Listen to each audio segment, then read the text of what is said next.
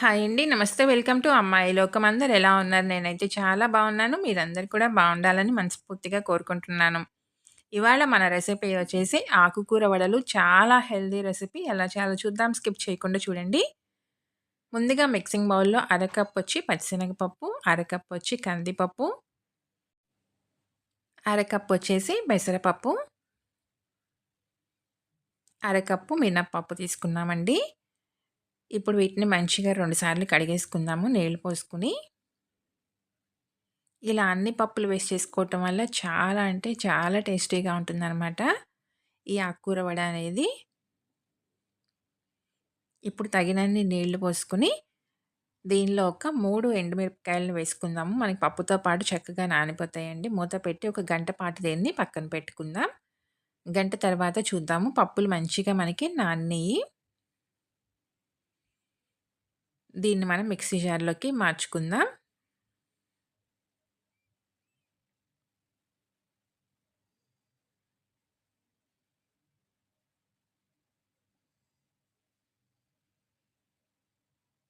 ఇప్పుడు దీనిలో నుంచి కొంచెం పప్పు తీసి పక్కన పెట్టుకుందామండి. తర్వాత పిండితో పాటు కలుపుకుందాము. దీన్ని ఇలా పక్కన పెట్టుకుందాం. ఇప్పుడు ఒక ఇంచి అల్లాన్ని ఇలా ముక్కలుగా కట్ చేసుకున్నాము. దాన్ని వేసేసుకుందాం. ఒక పచ్చిమిర్చి వేసి దీంట్లో నీళ్ళేమి వేయకుండా పల్స్ మోడ్‌లో గ్రైండ్ చేసుకుందామండి. కొంచెం పలుకుగా ఉండే విధంగా. చూడండి ఈ విధంగా ఉంటే సరిపోతుందనమాట. దీన్ని మిక్సింగ్ బౌల్‌లోకి మార్చుకుందాం. రుచికి తగినంత ఉప్పు, కొంచెం పసుపు, ఒక టీ స్పూన్ జీలకర్ర, కొంచెం ఇంగువ. ఇంగువ అస్సలు స్కిప్ చేసుకోవద్దండి. టేస్ట్ చాలా బావుంటుంది. డైజెషన్‌కి కూడా మంచిది. సన్నగా తరిగిన కరివేపాకు కొంచెం, సన్నగా తరిగిన ఒక పెద్ద ఉల్లిపాయి, పక్కన పెట్టుకున్న నానిన పప్పులు కూడా వేసేసుకుందాము. ఇక్కడ ఒక కప్పు నిండుగా సన్నగా తరిగిన తోటకూర తీసుకున్నామండి. ఈ మొత్తం మంచిగా కలుపుకుందాం. ఇంక నీళ్లు మనకి ఎక్కడ కూడా అవసరపడదనమాట.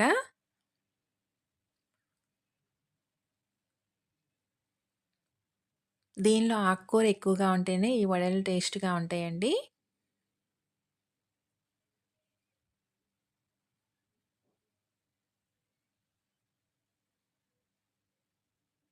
ఇక్కడ నేను కొత్తిమీర వేయటం మర్చిపోయాను. సన్నగా తరిగిన కొత్తిమీర ఇప్పుడు యాడ్ చేశాననమాట. ఈ మొత్తం కూడా మంచిగా కలిపేసుకుందాం. దీనిలో టైం అంతా మనకి పప్పు నానే టైమేనండి. టేస్ట్ అయితే చాలా బావుంది. చేసుకోవటం కూడా చాలా ఈజీ అనమాట.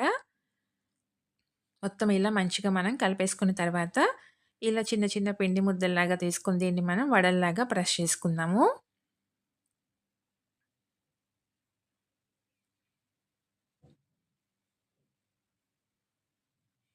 అంతేనండి. అన్నీ ఇలానే రెడీ చేసుకొని తీసుకుందాము. మార్నింగ్ బ్రేక్‌ఫాస్ట్‌లోకి కూడా చాలా బావుంటుందండి. డైలీ ఇడ్లీ, దోస బోరయినప్పుడు ఒకసారి ఇలా ట్రై చేసి చూడండి. నూనె కూడా పీల్చుకోవు. టేస్ట్ కూడా చాలా అంటే చాలా బావుంటుంది.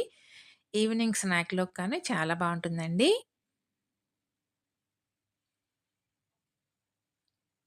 అన్నీ ఇలా రెడీ చేసుకొని పక్కన పెట్టుకుంటే మనకి వేయించుకునే దానికి వీలుగా ఉంటుందనమాట. ఇప్పుడు కడాయిలో నూనె వేడెక్కింది. వేడెక్కిన తర్వాత స్టవ్ వచ్చేసి మనం మీడియం ఫ్లేమ్‌లోకి మార్చుకుందాం. మార్చుకొని పట్టినన్ని వేసుకొని 2 పక్కలు చక్కగా ఎర్రగా కాల్చి తీసుకుందామండి.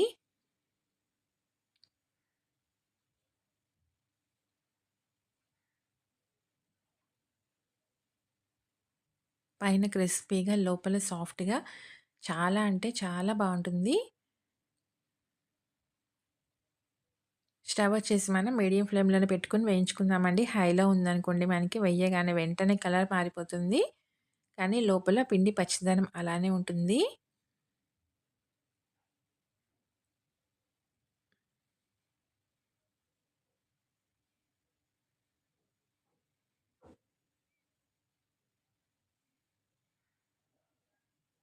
ఈవినింగ్ టీ టైమ్‌లోకి ఒక మంచి హెల్తీ స్నాక్ రెసిపీ అండి. తప్పకుండా ఒకసారి ట్రై చేసి చూడండి. పప్పులన్నీ కూడా మనం అరకప్పు, అరకప్పుగా తీసుకున్నామండి. తర్వాత ఆకుకూర వచ్చేసి ఒక కప్పు తీసుకున్నామనమాట. దీనిలో ఆకుకూర ఎక్కువగా ఉంటేనే ఈ వడలనేది టేస్టీగా ఉంటాయి.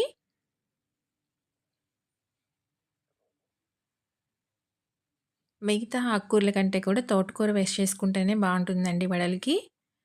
చూసారు కదా! చక్కగా వేగిపోయిందనమాట. మంచి క్రిస్పీగాను. టేస్ట్ అయితే చాలా అంటే చాలా బావున్నాయి. తప్పకుండా ఒకసారి ట్రై చేసి చూడండి.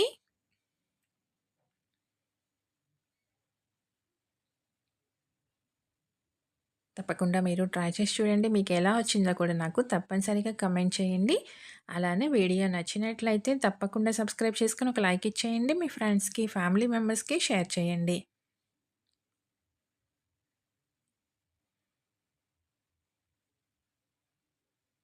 ఒకటి ఓపెన్ చేసి చూద్దాము.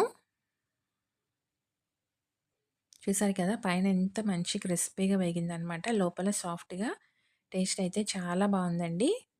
తప్పకుండా ట్రై చేసి చూడండి.